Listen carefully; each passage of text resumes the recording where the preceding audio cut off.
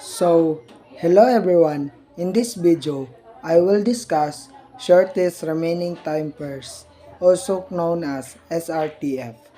This scheduling algorithm is very important in operating systems, especially when we want processes to finish as quickly as possible. So let's start.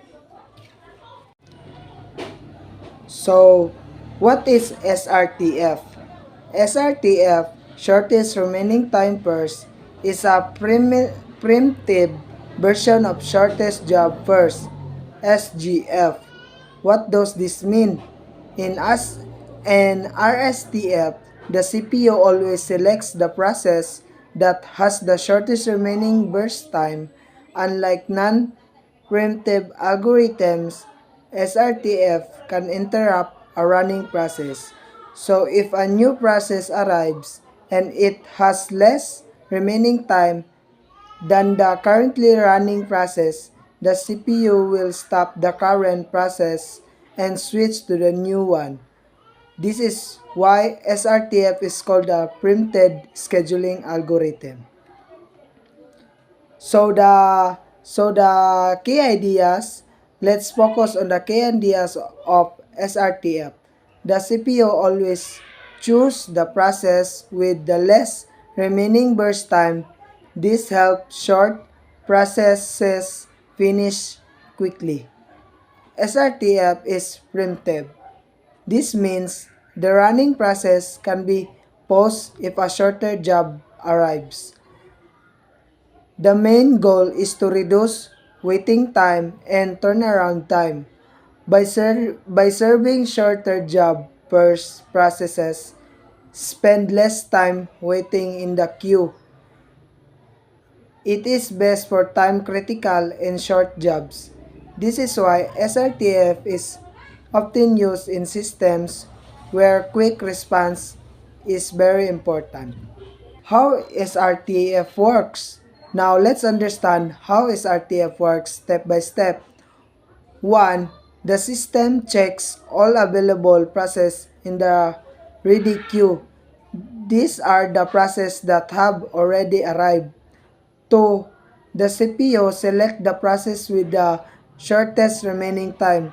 This process gets the CPU. 3. If a new process arrives with a shorter remaining time, the current process is preempted. This means it is paused and placed back in the ready queue. 4.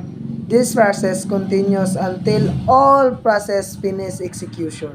So the CPU is always making decision based on remaining burst time, not arrival time or priority.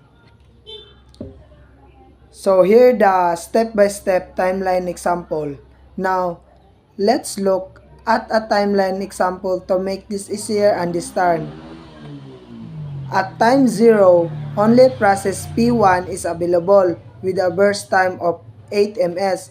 Since it is the only process the CPU starts running P1, at time 1, process P2 arrives with a burst time of 4 ms. P1 has already used 1 ms, so its remaining time is 7 ms. Since P2 4 ms is shorter than P1 7 ms, the CPU switches to P2. At time 2, process P3 arrives with a burst time of 2 ms. P2 now has 3 ms remaining because P3 2 ms is shorter than P2 3 ms. The CPU preempts P2 and runs P3.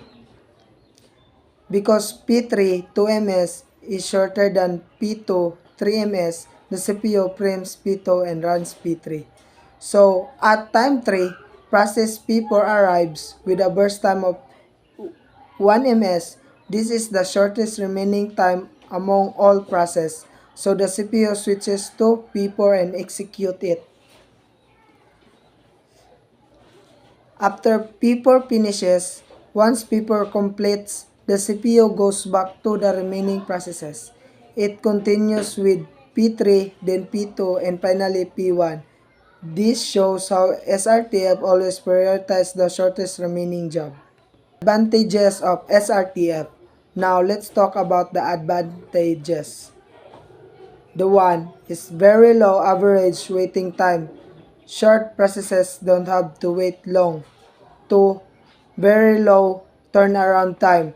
Processes finish faster compared to many other algorithms. 3. Very efficient for short and quick tasks. This makes SRTF ideal for systems that require fast responses. So the disadvantages of SRTF. However, SRTF also has some disadvantages. So one, it requires knowing that burst time in advance, which is not always possible. Two, long processes may suffer starvation. Its short processes keep arriving, long processes may wait for a very long time. So three, frequent context switching occurs, which creates overhead and reduce efficiency in some systems. So the conclusion of this video. So to summarize, SRTF is a powerful preemptive schedule algorithm that focuses on shortest remaining time. It gives excellent performance for short jobs but may cause issues like starvation and overhead. That's all for this video. Thank you for watching.